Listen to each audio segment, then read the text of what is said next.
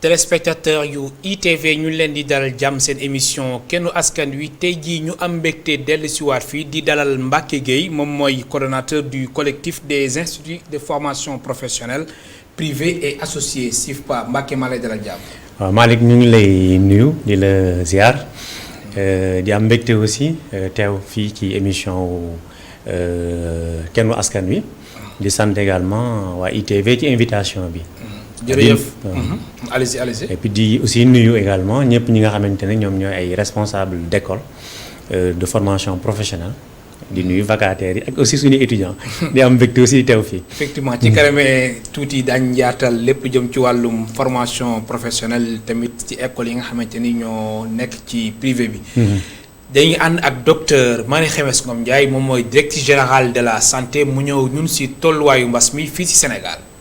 ci altine tey fukki fan ak benn ci mois de mai 2020 ci juróom-ñeenti téeméer ak fukk ak juróom-ñaar test yi nga xamante ne def nañ ko téeméer ak juróom-ñaar fukk ak juróom-ñaar dellu si nañu am doomu jàngoro ji ci yooyu téeméer ak juróom-benn fukk ak juróom-ñeent mooy li ngay xamante moom la ñuy wax contact juróom-ñett ci ñoom moom la ñuy wax cas communautaire.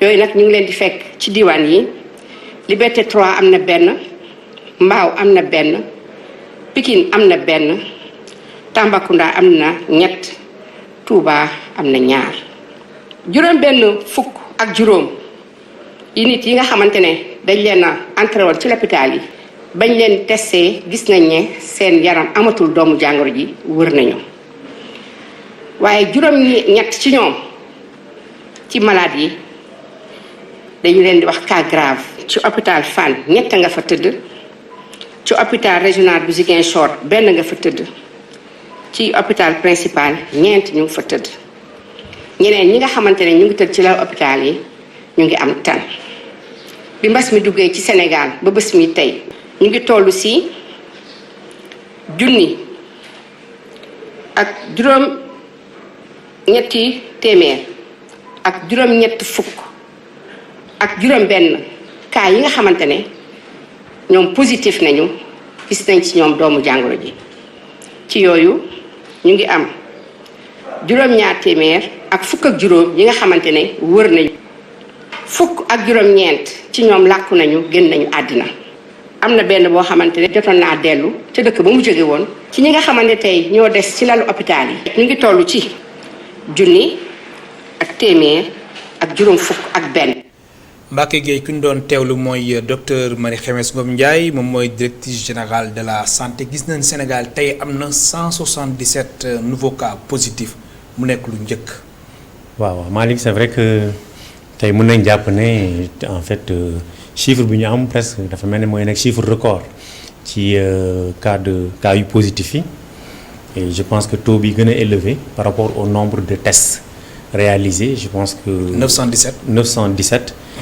Sur 917 tests on se retrouve avec 177 donc je pense que c'est un taux assez élevé parce que jusque là ñu ngi doon nekk entre 8 souvent même ñu gën a wàcc jusqu'à 10% 11% maximum mais aujourd'hui je pense que vraiment on a un taux très élevé loolu dafay wane ne aussi foog ñu gën a bàyyiwaat xel ne mbir mi des na te aussi war nañ gën a yokkaat taxawaay c'est-à-dire que lu ñu defoon ci taxawaay benn pour xeex jàngoro bi je pense que par rapport ak chiffres yi ñu am nii ñëpp ñoo war a gën a góorgóorluwaat dolli ci li ñu góorgóorlu woon pour gën a mën a bàyyi xel gën a mën a taxaw ci xeex bi. teewul tamit am na juróom-ñetti cas grave naka noonu am 65 yi nga xamante ni am nañ tan. waaw loolu aussi ñu ngi koy rafetlu foofu tam c'est l'occasion vraiment ñu féliciter bu baax encourager massawu aussi personnel de santé yi parce que nag comme li ñuy wax rek ki tax nga tal ko talu ko. ndax jamono bi nga xamante ne ñun peut-être dañuy wax toog leen seen kër wala moytu leen mais ñoom ñi ngi jànkoonteeg directement doomu jàngoro bi parce que ñoom ñoo war a taxaw pour faj askan wi donc vraiment ñu ngi leen di leen féliciter dalee ko ci ministre de la santé ak ñi muy liggéeyandoo yëpp parce que taux de guérison boobu aussi lu am solo la 65 guéris nekk na lu am solo et je pense que tendance boobu suy dem xaj na ñi nga xamante ne ñoom ñoo nekk sous traitement lim boobu mun na wàññeeku. et loolu aussi dafay nekk avancée bu am solo ci xeex bi ñuy xeex coronavirus bi. gis nañ aussi même li nga wax léegi nii médecins yi aussi feebar bi bàyyiwu leen. gis nañ ci hôpital Aristide Le Dantec am na médecin bi nga xamante ni am na coronavirus.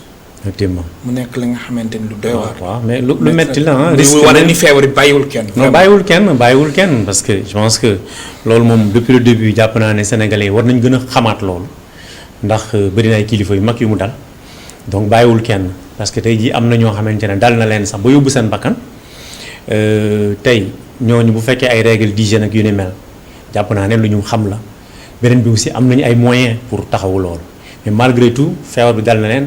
am na ci ñoo xamante ne aussi yóbbu na leen donc loolu dafay wanewaat rek ne aussi lu jafe la moo tax aussi ñu ñaanaat rek aussi nguur gi mu gën a bàyyiwaat xel personnel médical bi gën leen taxaw xam naa sax taxawaay am na mais nañ leen gën a taxaw parce que nag fu mu toll nii tey ñun ñëpp mën naa wax ne suñu survie mi ngi aju ci ñoom mi ngi aju ci seen ni taxawaay mais aussi taxawaay itam dafa war a ànd ak ay jumtukaay yu leen mën a permettre aussi ñoom ñu mën a gën a jekku wàllu taxawu feebar boobu noonu. alors Mbacké Gueye yow yaay coordonnateur du collectif des instituts de formation professionnelle privés et associés ñu koy wax SIFPA.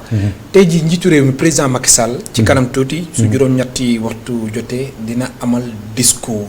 yéen ñi nga xamante ni yéen a yëngu ci wàllum formation professionnelle coow li bëri na trop ci wàllum njàng bi yéen leen soxal lan ngeen di xaar dëgg-dëgg si discours président Macky Sall.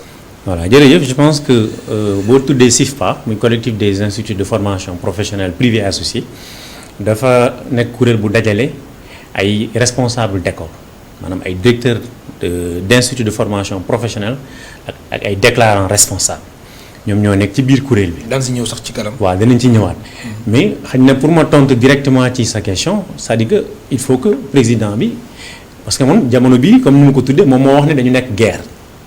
te ku nekk guerre nag je pense que tey le commandant en chef soxla nañ ci moom taxawaay yi nga xamante ni yëpp moom la ñu war a jël ñu jël ko mais aussi taxawaay yoo xamante ne vraiment day nekk loo xamante ne dañ koy jël avec beaucoup de fermeté te loolu dafa am solo parce que nag am na loo xamante ni aussi soo ko bëggee def parce que moom suñu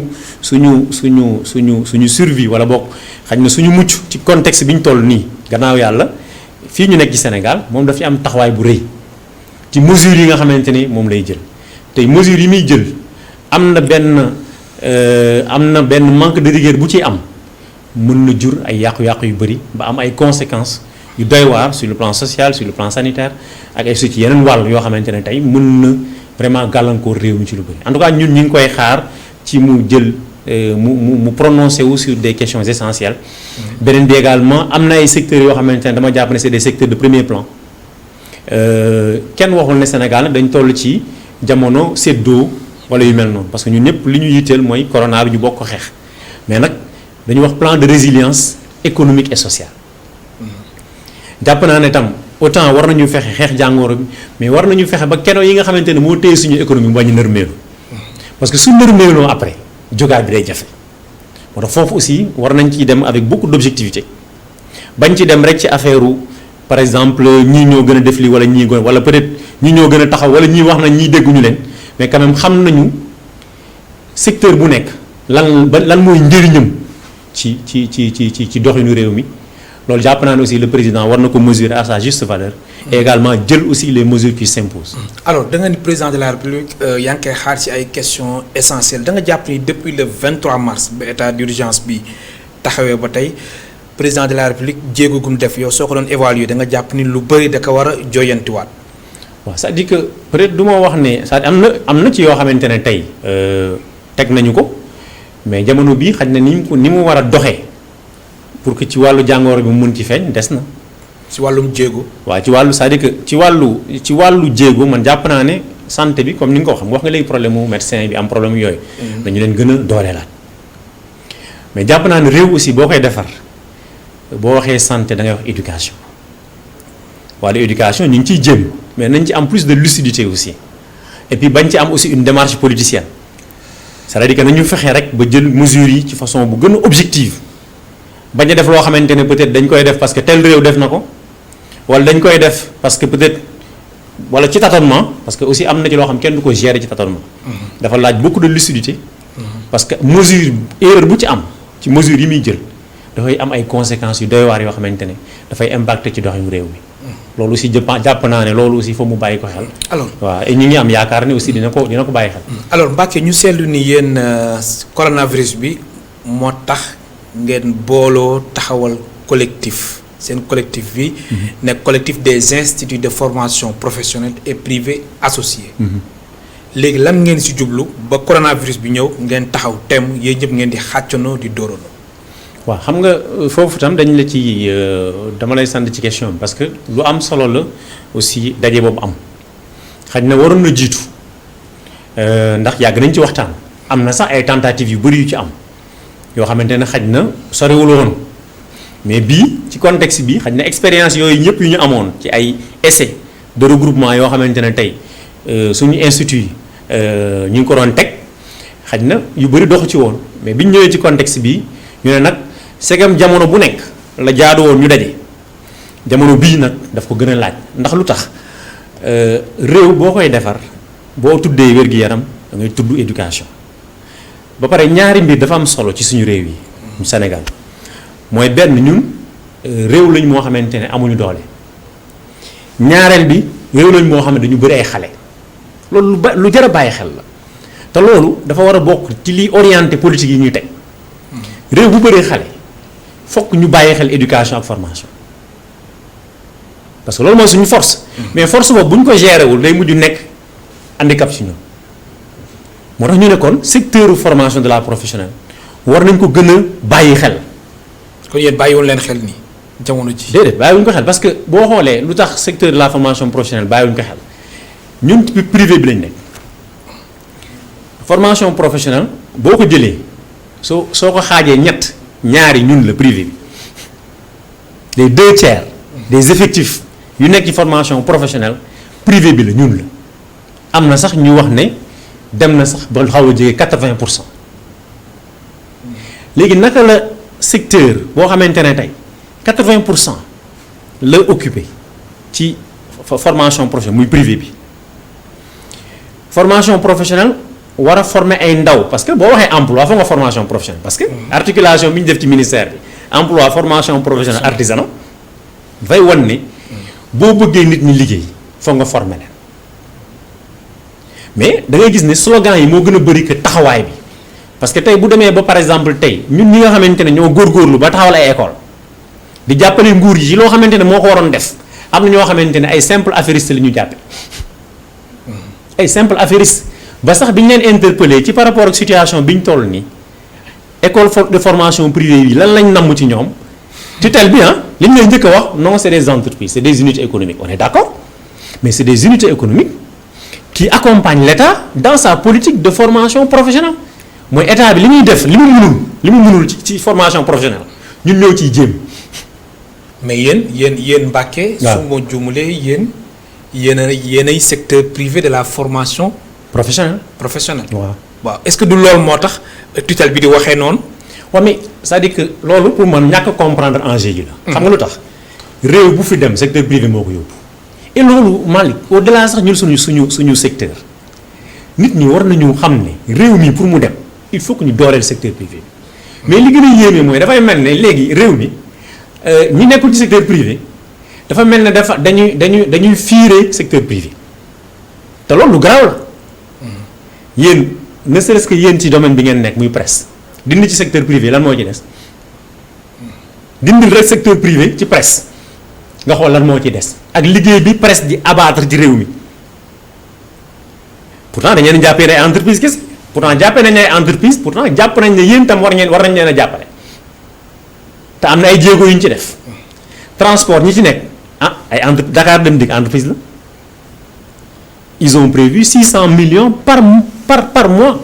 yéen nag dara. ñun dara ba fi ñu toll nii dara. kon yow lépp lu ñuy wax mooy dem nañ ci banques yi ñëpp a ko xam. dem nañ ci banques yi c'est-à-dire que aujourd'hui nous avons une tutelle boo xamante ne mi ngi yor secteur bi ëpp wala boog secteur boo xamante ne gëm naa ne man gisuma secteur bu ko ëpp njëriñ ci réew moo xamante ay xale la am ñu war leen a former tàggat leen ñu war a liggéey tutelle bi amul dara lu muy wax bu situation bi amee lu dul wax ne ay unité économique lañ nañ xool banque yi mais amul dara lu ñu jéem pour accompagner. alors Mbacké. donc su ma la déggee sa explication. programme de résilience. bi njiitu réew mi président Macky Sall taxawal. ci jamono ji. foog falaa budda foog yéen formation professionnelle ngeen bokk si. mais comme ñeneen ñi si bokk gënuñu leen ko yelloo. mais gënuñu ñu ko yelloo xam nga lu tax gënuñu ko yelloo te damaa gëm ne sax ñu bëri ñun ñoo la ko gën a yelloo. lu tax. xam nga lu tax ma wax mais waaw non mais dama bàyyil ma leeralal la ko tax xam nga tey presse bi su ma joxe exemple. mais yaa ngi joxe waaw non damay ñëw rek damay joxe exemple presse bi. waaw non mais xam nga attaqué wu ma presse bi ba pare non foofu moom bu ma waxee presse bi tey dama jàpp ne sax lu ñu jox presse benn war nañu ko mën a jox fukk bu fi moyens yi nekkee xam nga lu tax da ngeen jouer rôle bu am solo ci xeex bi ñu nekk aw ma problème ci lu ñu jox presse bi. te bu ñu ko yokkee également sax damay applaudir aw ma problème ci li ñu jox secteur transport bu ñu ko yokkee sax bu mënee nekk damay applaudir mais ay entreprise privée ñoo fa nekk comme ñun suñu entreprise privée ba pare xam nga ñoom fi ñu tanee mooy ñun c'est en l'espace de 48 heures ci la ñuy wax ne tëj leen seeni liggéeykaay ñu tëj ko président de la république ñëpp loolu ci sénégalais yi laa jël écouté moom le 14 mars la génn jël ay mesures te ci mesures yooyu bokk ci nañu tëj école yi le 14 samedi la ça veut dire que man altine bi ma xëyee du ma tëj sama école samay naatangoo yu bëri parce que kenn ci ñun. kon yéen amoo leen weekend bi daal amoo leen woon sax jotu. mais def yenn. lan amoo looy def ba pare li yéeme mooy tey boo ko defee le 14 mars xam nga ni yaa ngi nekk di recouvrer mois de février tey pour ma lay waxee ni am na école yoo xamante ne pare wuñ pour recouvrer seen mois de février maanaam li xale yi war a fay matul ci mois de février bi ñu fa jógee mars kenn waxaale wu ko avril la ngi nii kenn du ko waxaale juin yàllaa xam est-ce que gis nga ça veut dire que vous avez là ay entreprises sénégalaises ay privés ay góorgóorlu yoo xamante ne tey ñu ngi toog ñeenti weer yoo xamante ne amuñu benn activité. amuñu benn recette ba pare am ay conséquences Malick foofu aussi bëgg naa ñu bàyyi ko xel. waaw conséquences c'est-à-dire que ñun bu ñu waa conséquences yi xam nga tey c'est pas parce que ay chefs d'entreprise ñoo taxaw rek pour di wut lu ñu leen di jàppale non nekkuñu ci marchandage yooyu ñun xam nga lan mooy suñu yitte mooy outil de travail bi ñu am te muy jëriñ askan wi su ma waxee muy jëriñ askan wi ñun ay salariés lañu am war leen fay jamono bii ñu dem boo demee def yéen ay journalistes ngeen def leen enquête en école privée yi de formation professionnelle mënuñoo fay salaire ay vacataires lañ am des milliers de vacataires tey jii bëri na am na vacataires yoo xamante ne ñoom ñëpp ay borom kër lañ. invité woon nañ fi sax vacataires. voilà te gis nga ne ñoom wax na ne seen situation te tey jii loolu ñooñu ëpp ñoom ñëpp di ay borom xam-xam jàng état moo leen war a jox liggéey état mënu leen jox liggéey ñun ñoo leen jox liggéey. kon ça veut dire que ñun li ñuy kaas du pour ñun c'est-à-dire que pour réew mi la parce que quelque part dafa am njëriñ bu ñu am ci réew mi te état bi amul droit bàyyi loolu sénégalais yooyu noonu amul droit bàyyi leen ñu nekk ci précarité boobu. mais Mbacké c'est vrai situation bi metti na. sànq ba léegi. yooyu yi ngay wax yëpp mooy ñi nga xamante ni ñoom ñoo jiite école yi. alors ndongo yi fa nekk di jàng boobu ba léegi la yan jéego ngeen def si ñoom boobu ba léegi lan ngeen def si ñoom ndax ñoom ñu doon def tamit cours à distance wala lan. jamono ji boobu ba léegi ñu dakkalee jàng bi jamono xale yi lu ñu nekk. waaw xam nga foofu am na ay jéego yu ñu ci def. comme lan. maanaam tey. lu ko sànq ba léegi nag sa. waaw non ma ñëw léegi sa bopp sa waaw non mais am na ay jéego yu ñu ci def parce que. waaw mais dama lay wax jéego yu ñu ci def wax la limite yi ci nekk. parce que tam aussi gis nga Sénégal tam mun nañu xañ na théorie mun nañu théoriser rek ci évolution wag yu mel noonu mais dese nañu lu bëri. naan cours à distance. maanaam cours à distance dafa am ay limites yu objectives. man formateur la ci ay institut ba Dakar école yu bëri ñu ngi jéem jamono bi ñu toll nii école yu bëri ñu ngi góorgóorlu di wut ay plateforme mais léeg-léeg nga dugg ci benn plateforme pour jàngale ci classe boo xamante ne léeg-léeg mën na am 40 personnes ñaaree teew Malick loolu aussi xam nga nit ñi aussi il faut que ñu wax affaire yi parce que man li ma ñaaree teew léeg-léeg sax man def naa cours boo xamante ne heure bi mu jotee toog naa ci plateforme bi gisuma étudiant bu dugg mais est-ce que xam nga ndax étudiants yi xamoon nañu heure bii. waaw mais mënoon la ko reprocher moom jeex est-ce que këru Sénégal yëpp am wifi avec un débit bu mën a permettre nit toog 1 heure de temps 1 heure 30 minutes mën a suivre un cours bu interactif non nañu xool Sénégal na la ñuy dundee tey am na ci ñoo xamante ne jënd paasu 200 tous les jours nekkul lu évident ci ñoom. am na ci ñoo xamante ne zone yi ñu nekk léeg-léeg couverture réseau sax dafay am. mais cours boobu nga def noonu nga xamante ni nga joxe exemple sur 40 étudiants ñaar teew. waaw mu jóg nga ko def. si dañ koy def mais benn instant. du am benn jeexital bi. da ngay gis ne am na ay jafe-jafe actuellement ni may wax école yu bëri ñu ngi ciy jéem mais bu mu la mënee wax ne ñi ciy suivre ci xale yi xam nga loolu yéen ay journalistes mën ngeen ci def ay gëstu mais ñi ciy suivre ci xale yi taxul mu bëri loolu réalité beneen bi aussi ministère de la formation professionnelle jéem na taxawal benn plateforme bu mu tuddee iJàng mais plateforme bi aussi ñun quand même ci secteur bi lañ nekk man dugg naa ci duggati ci mais li ci am comme contenu lu ñu war a améliorer bu baax a baax la parce que contenu boobu moo ci gis jàngalul xale yi. ci lu ñu war a jàng contenu bi nan la mel. maanaam sax dama bëgg a wax ne ay cours la ñu dugal mais par rapport ak. mais complet wul daal dafa des complet wul tey di nga ci dem benn filière boo xamante ne di nga dem benn BTS boo xamante ne soo fa duggee ci matière essentielle yi amul contenu donc loolu aussi wax jéego la bu am solo parce que le fait que ñooy jéem a teg plateforme pour dimbale xale yi ci benn situation lu ñuy encouragé la et que mais li ñu gis mooy lu ñu war a améliorer la mais même bu ñu ko améliorer ba pare tam man jàpp naa ne aussi même suñu opérateur de téléphonie yeeg ñi fournisseur d' internet ak yu mel noonu war nañ tam bàyyi xel xale yi.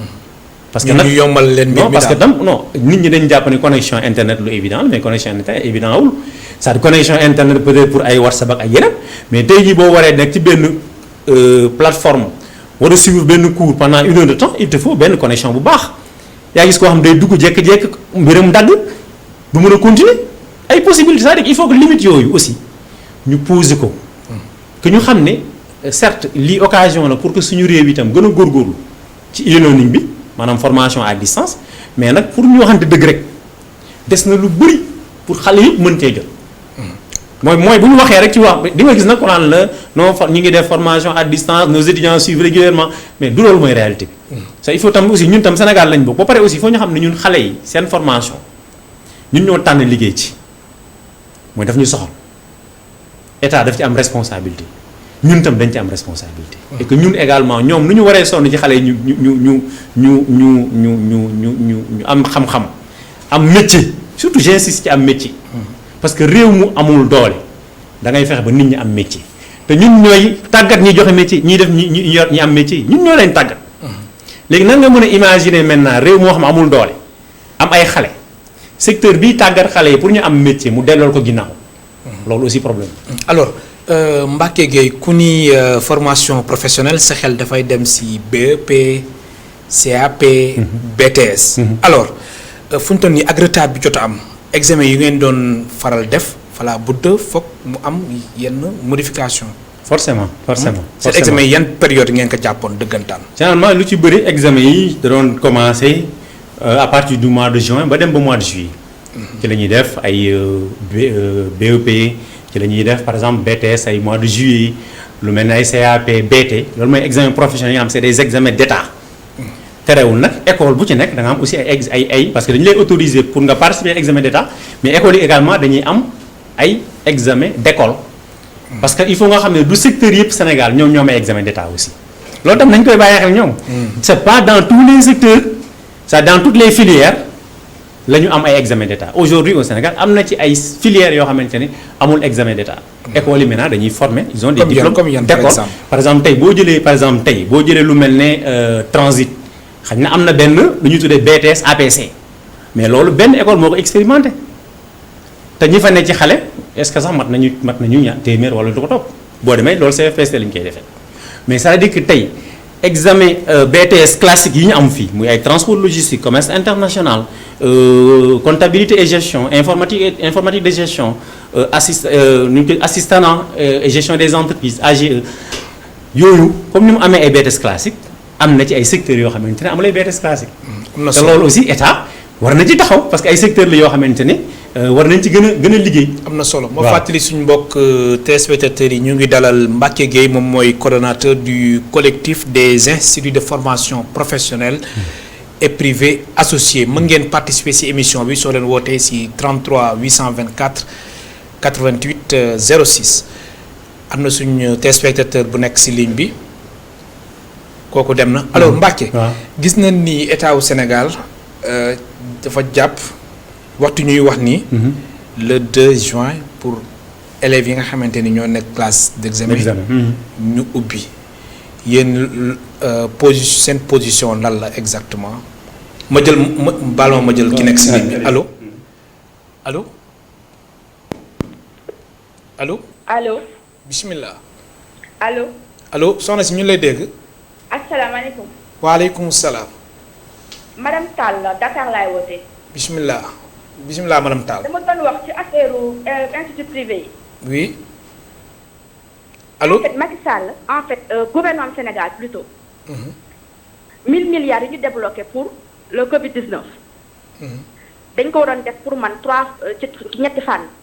ban parce que c'était l'occasion inespérée pour maanaam rattraper le retard ci hôpitaux yi ci école bi est-ce que comprendre nga.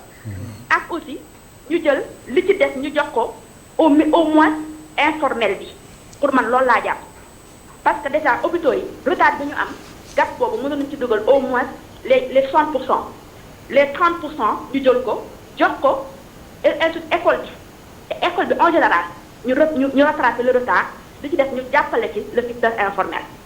parce que boo demee ba war a mën a jël ay xaalis ay milliards di ko jox ay hôteliers yeneen yi nga ko jox ay entrepreneurs yoo xamante ne war nañoo mën a def seen ay pré banque débrouiller avec les banques nga jël école privée yi di leen bàyyi éducation c'est la base éducation mooy lépp gis nga yéen IDV dama commencé di leen suivre parce que dama gis ay côté boo xamante ne am na lu bari lu amélioré par rapport aux autres médias. par exemple gis nga dafa am seen benn imam boo xamante dafa def intervention pertinente la dernière fois kon dama ko ciblé parce que kooku ci ñuy defaraat le nouveau type de Sénégalais ci la war a bokk mooy l'imam de Pire comment je sais plus comment il s'appelle moom mooy def Mimara imam Tahir Fall imam Tahir Fall c'est une personnalité extraordinaire parce que non seulement dafa dëggu mais xam nga lan la wax keroog la retenir dafa ne colonisation jafe na dëkk boo xam ne dañu coloniser doomu aadama yi ñuy am ngor ak jom ba pare jub mais gis nga loolu c'est dafa résumé lépp loo xamante mooy les mots en Afrique xam nga li ma la bëgg a wax donc ñu mel noonu tey ji ñu ngi leen di ñaan seen télévision bi ku mel noonu dañ ko war a teg au devant am mu am une émission phare parce que ci waxam yëpp les mots ngor jom jub dafay revenir tout le temps dans ce truc apprentissage de l'islam boobu so émission boobu ngir yàlla jàppaleen ci ba nga xamante ne na nekk loo xam ne référence la gis nga nit gis nga valeur bu ñu ko jëlee ci àddina teg ko au devant li ci des yëpp day defarwaat après donc boobu télé vraiment je vous encourage vraiment encouragement yi moom surtout yow aussi vous posez des questions pertinentes à seen invités yi parce que damay suivre émission bi chaque fois mais vraiment je vous dis chapeau mais daal gis nga Macky Sall fu mu mën a nekk na toogaat xoolaat bu baax gis nga xaalis bi ñu distribué c'est bien beau ñu jàppale les gens mais defoon wàcci woon les denrées prix yi mais moo gën a pratique ñëpp am ci accès c'était plus raisonnable plutôt que di jël xaalis boo xam ne leen ko distribué boo ko joxee nit ki mu lekk benn weer ñaari weer après il va se débrouiller comment après pour le troisième mois c'est difficile quand même en tout cas maa ngi leen di encourager te tamit su fekkente ne tamit li ñu naan c'est pas trop tard ne revoir xaalis bi muy distribué teg ko ci des secteurs essentiels éducation ak santé mooy priorité dans le pays bu dem daal du dem qu'on se dise la vérité. merci beaucoup et puis gis ngeen ambulants yi ak commerçants sénégalais nañ leen jàppale ñooñu ñoo sonn est-ce que ñooñu ñoo sénégalais yi boo xoolee ñoom ñoo secteur yi nga xamante ni mooy stratégique te ñeneen ñi fi mu ne nii à part gis nga c'est trop facile naan France dégage gis nga à part la France il y a les d'autres africains ñu prioritaires au Sénégal. merci et il y a aussi comment dire les Chinois mais qui font maanaam ñu ngi racler tout ce qu'il y a dans waa kay dama la bëgg a suggérer la comment le président de GAEPES là war ngeen ko invité foofu pour mu expliquer doomu aadama naka la Chine di racler le poisson dans les eaux sénégalaises. merci beaucoup et bon courage. madame Tall jërëjëf. ban réaction ngay am. waaw ñu sant bu baax si waxam yi am na wax yoo xam ni neex na la de. waaw mais non c'est que wax yi moo jaar yoon rek parce que non xam nga aussi xam nga lu naan ne le bon sens jàppale leen daal non le bon sens est la chose la mieux partagée. c'est-à-dire que madame Tall li mu wax c'est-à-dire que ku averti da ngay jàpp ni réew aussi ak lu coow lu mën a bëri c'est-à-dire que tey bu njàng amul nit ñi wéruñu dañuy coow yi day bëri rek. mais duñ dem fu sori moi je pense que li mu wax day confirmer effectivement li ñu c'est-à-dire que secteur éducation formation ci réew surtout ci réew moo xamante ne ay ndaw la am. réew moo xamante ne tey jii amul doole jàpp naa loolu moo war nekk les super priorités. am na solo allo. waaw El Hadj Malick. bisimilah. Lat Mbengue. ñu ngi leen di ziar Lat Mbengue waaw. delloo ziar. naka coono yi. alhamdulilah. waaw ñu ngi nuyu sa invité boobu. Mbacke Gueye. ci kaddu yu am solo yooyu. mooy li ma la doon wax njalbeen ba ba léegi rek. Sénégal képp koo xamante ne ni mu ngi am benn liggéeyukaay dañ ko war a dimbale ak niñ ko mun a dimbalee. képp nag képp. man loolu laa jàpp te loolu laa gëm. ndax dafa métti mbas mi dafa métti boo xamante ne même taalibe yu yelwaan sax yéeg nañ ko. ñoo ñu ngi leen di dimbale. lu tax ñoom seen secteur privé bi muy jooytu noonu ñoom it duñ ci bokk wala duñu ay sénégalais. kon daal dañ ci war a bokk daal ñu boole leen si. dañ ci war a bokk. ndax 1000 milliards yi pour tous les sénégalais la. ñu def ni Macoumba Diouf defal nii taalibe yi fii au niveau Lat Mbengue jëndal leen ceeb bu bari ne leen toog leen bu leen yelwaan kooku bu ñu nee bu ñu yelwaan duñu yelwaan ñu ngi gërëm di sant di nuyu Assane Top di rafetlu émission bi trop bu baax a baax man duma ko raté man moom ci laa bokk. jërëjëf. jaa ngeen jëf ñu ngi rafetlu waa ji bu baax a baax. jërëjëf alors Mbacke Gueye. xam naa ne moom presque lii moom waxoon nga ci sànq léegi 1000 milliards yi. comme yow da nga jàpp ni président de la république dafa war a saytuwaat plan de résilience bi. daf ko war a yokk. voilà. en tout cas pour ngeen mën ci xaj yéen.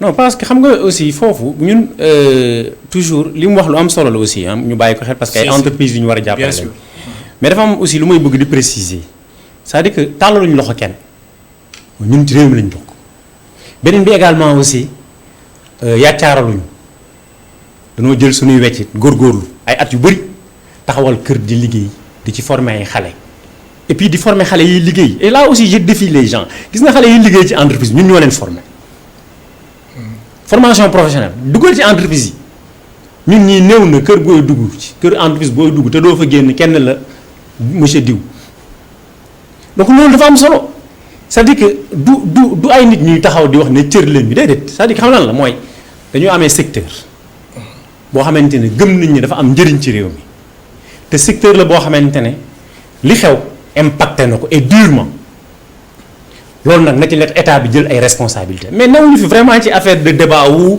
sarax ma non newuñu ci loolu sa na état jël responsabilité am par rapport ak importance bi suñu secteur am man ci angle boobu laay waxee quoi. am na solo non vraiment na état jël ay responsabilités am ci loolu maintenant nag quant à lii la ñu war a am lee la ñu war a am je pense que état fi mu toll nii bu xamul ban secteur moo am njëriñ ci réew mi ak bu ko amulee je pense que foofu aussi kon war nañu leen xoolaat. allo. allo. bisimilah. salaamaaleykum. waaleykum salaam. kilifa gi fa nga ñu wooyee. maa ngi leen di woowee depuis Sédhiou. bisimilah. ça va yéen a ngi am jàmm. alhamdulilah. waaw man dama bëggoon contribuer. ñun lay déglu. voilà man je suis professeur d'anglais donc ci système bi daa nekk te gis naa ne yéen a ngi waxtaan ci wàllum école bi. waaw. dama bëggoon wax ci ouverture le 2 juin bi nga xam si le président de la république moom la décidé. di leen wax ni leen loolu man jàpp naa en tant que acteur de l'éducation que ni loolu xel nangu ko dans la mesure où école yi ku nekk xam na ni moom moo nekk vecteur de transmission bi nga xam si moom moo gën doy waar parce que ay xale ñoo koy fréquenté te ku ne xam ni comportement xale ci école bi ñun ñi nekk ci système éducation bi di jàngale tous les jours xam nañ naka lay dem quelle que soit mesure yoo xam si gouvernement bi jël na ko mënuñu empêcher xale yi ñuy saafonte wala ñuy jegeyoo wala mesures yi nga xam si ñoom teg nañ ko pour ñu respecter ko loolu day compliqué trop ñun ñi ne ci système bi ne ci milieu bi xam nañ ko bu baax a baax donc man li ma jàpp ci loolu mooy temps yi yëpp dégg naa gars yi di wax ay waxu nañu bàyyi virus bu mu circuler wala yu mel noonu man jàpp naa ne idée boobu noonu moom la gars yi bëgg expérimenter mais bu ñu ko bëggee expérimenter mën nañ ko jaarale ci beneen couche bu dul xale yi parce que les enfants sont vulnérables te nañu jàpp ni également bis bu ñu ubbee école yi le 2 dans ce cas jaratul ñuy jël benn mesure jaratul ñuy tëj ay frontières jaratul ñuy wax ay waxu distanciation parce que famille yëpp danañ infecté wu parce que plus de des centaines d'enfants ñoom ñooy fréquentent les établissements xale bu jugee ci école bi ci biir famille la jëm donc nañ jàpp ni les familles sont vulnérables ay mag ñoo fa nekk donc nañu xam ne daal bis bu ñu jëlee décision par exemple pour ubbi école yi le 2 juin jël nañ décision tax crise bi tasaar voilà dans ce cas nag responsabilité ça revient au gouvernement et à tout le monde voilà donc man en tant qu'acteur de l'éducation daal loolu moo nekkoon sama xalaat. ñun nag pare nañ ñun en tant qu'enseignant bu ñu waxee danañ jàngale y a aucun souci. merci beaucoup. mais nañu jéem a xool mesures conséquences yi nga xam ci moom lay indi ëllëg ak li muy jur ëllëg na ci gars yi xalaat bu baax. jërëjëf sincèrement avec moom jàppandeekul pour ñu jàngi le 2 juin. je vous remercie. jërëjëf intervention suñu téléspectateur bi dafay rejoindre sama laaj moo doon laaj sànq. ci le 2 juin bi le 2 juin bi. effectivement je pense que c'est une intervention pertinente parce que question de responsabilité la teg parce que tam c'est important ak lu ñu bëgg xale yi dellu nañu mesurer les conséquences yi nga xam ne moom la mën a indi man nag souvent damay faral di wax ci samay waxtaan ne dama respecter spécialité ça dama bëggoon ne ci question bii l'avis des médecins est important. ci question bi. waaw le 2 bi. waaw l'avis des médecins est important parce que xam nga dafa am loo xamante ne dafa am benn transversalité dañu may xale ñu war a jàng mais seen sécurité sur le plan sanitaire pose des problèmes te domaine boobu domaine santé la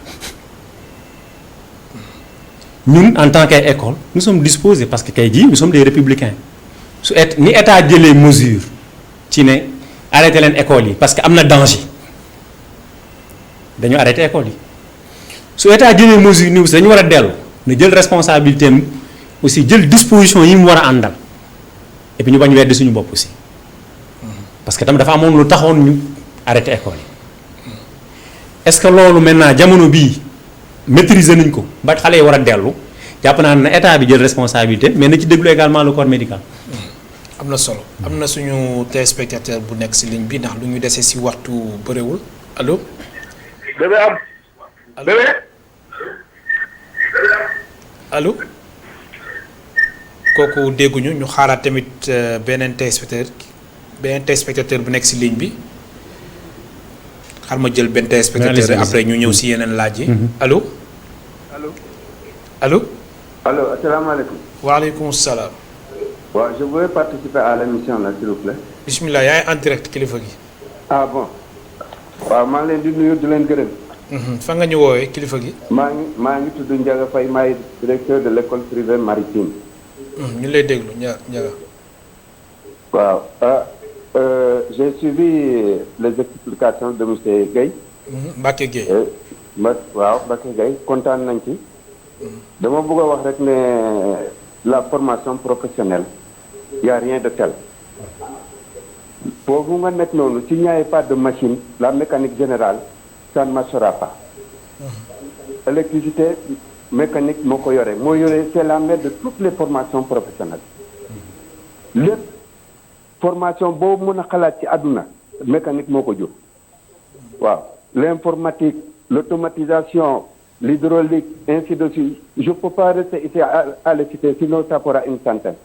dama bëgg a wax état bi rek ne un état qui veut vraiment réussir il va investir dans la formation professionnelle telle que la machine. Je ne dis pas la mécanique de la rue, mais il faut aller apprendre. Nous sommes des marins, nous sommes navalisés. On a fait 36 ans de marine. Donc, École nationale de formation maritime. Même les aviateurs, ils viennent apprendre la mécanique chez nous. Donc, comme nous, les mécaniques, formation professionnelle, les technique, formation professionnelle, donc, il ne faut pas qu'ils négligent les gens. S'il n'y avait pas de mécanicien à la Sénélec, vous n'allez pas être là. Voilà. Même si vous avez un groupe de secours, si le groupe de secours ne démarre pas, ça ne marchera pas. L'électricité, s'il n'y a pas d'électricité, il n'y aura pas d'eau. Un avion ne va pas décoller. Un bateau ne va pas quitter un quai. Les véhicules ne vont pas rouler. Ça, c'est la mécanique. Il faut qu'ils tiennent compte de l'essentiel pour faire avancer ce pays-là. Nous, comme il l'a si bien dit M. Gueye, il y a des gens qui ont pris leur retraite et qui se sont décarcassés pour venir aider les jeunes, pour les former. Merci beaucoup. Waaw loolu alhamdulilah naa yem foofu rek. jërëjëf li ci des yàlla xam. merci beaucoup ndax ñeenti simili moo ñu dese. Mbacke. waaw mais je pense que monsieur Ndiaga Faye mu nuyu ko de passage nekk aussi un acteur dynamique ci secteur bi ak ay moromam yu bëri à travers collectif yi nga xamante ne ñoom ñoo nekk ci wàllu formation professionnelle je pense que li mu wax dafay dëggal li mu wax rek c'est-à-dire que quelque part il faut que ñu bàyyiwaat xel place su formation professionnelle dans ce pays parce que tam nag il faut pas que ñu weddi suñu bopp mënuñu wax ne ñun dañu bëgg créer emploi mënuñu wax ne dañu am ay ndaw dañ leen war a tàggat ba pare di delloo ginnaaw formation professionnelle te benn affaire gis nga tey université baax na mais ñëpp mënuñu dem université il faut que réew yi nga xamante ne dañu nekk ay réew yu néew doole ñu jël ñenn lim bu yem ñu dem université ñu fexe ba maintenant former xale yi ci ay métiers yu bëri parce que Sénégal tam amawul trop ay techniciens ci domaine yu bëri donc il faut que yooyu aussi ñu gën ko taxawalaat te loolu ça passe par la formation professionnelle et dans cette formation professionnelle là je le répète le privé représente près de 80%. Donc je pense que foofu aussi damay lancer un appel au président de la République ci ne na gën a bàyyiwaat xel secteur bi et que tam ñu bañ ko yemale ci ay slogan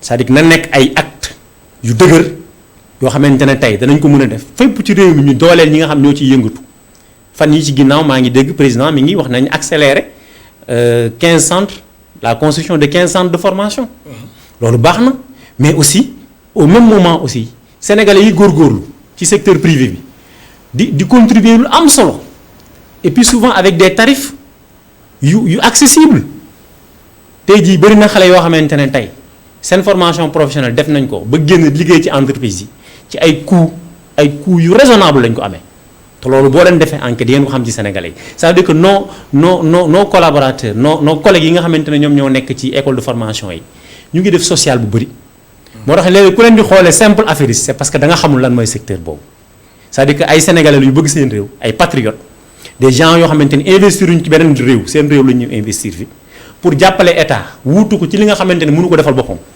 je pense que aussi loolu état war na ci conscient et que aussi à travers l'état ñi nga xamante ne ñoo yor tutelle bi le ministre de la formation professionnelle mais également aussi le directeur de la formation professionnelle génn nañ ci ay télé wax mais rassuré wuñu secteur bi loolu aussi dañ leen koy wax. alors damay ñëwaat tuuti si ndongo yi pour terminer ndax ñaari simili moo ñu dese. alors insertion professionnelle bi ak tamit marché de l'emploi bi dañ seetlu dafa am jafe-jafe ba léegi ñoo xamante ne ñëw ngeen def formation mais suñ paree du ñu am liggéey. waaw c'est que foofu nag la xalaat bi nekk mooy il faut que déjà.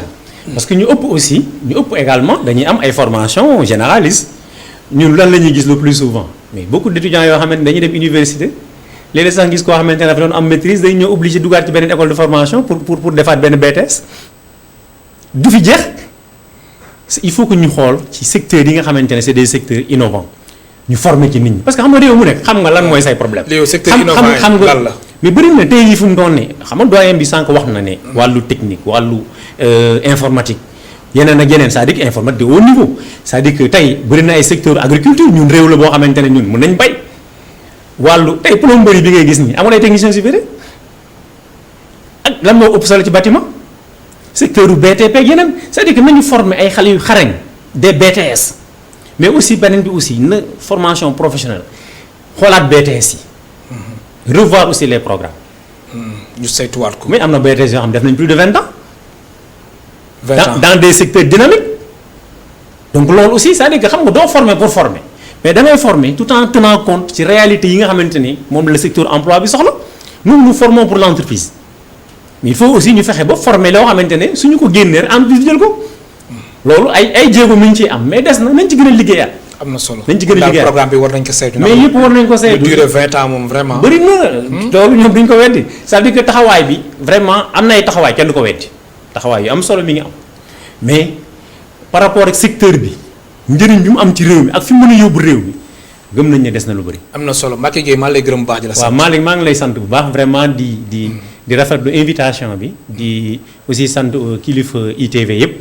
di également nuyu également tous les membres du collectif des instituts de formation professionnelle. mais également aussi sama xel mi ngi ci vacataires yëpp. parce que am na ci ñoo xamante ne toog nañ ñetti weer amuñu lu ñu jot pour yóbbu ko seen kër te xam nañ ni metti na. ñu ngi profiter aussi vraiment di leen masaw di leen ñaanal. di ñaan yàlla aussi mbas mi nga xamante ni tey moo gàllankoor lépp ci réew mi vraiment yàlla jëlee ko fi ñëpp dellu seen activité di sant ñëpp di gërëm ñëpp. Mbacké Gueye di la gërëm bu baax di la sant ma fàttali ne yow yaay coordonnateur du collectif des instituts de formation professionnelle et privée associés plutôt ñu lay gërëm bu baax di la sant mbokk téléspectateurs yi ba suba incha allah.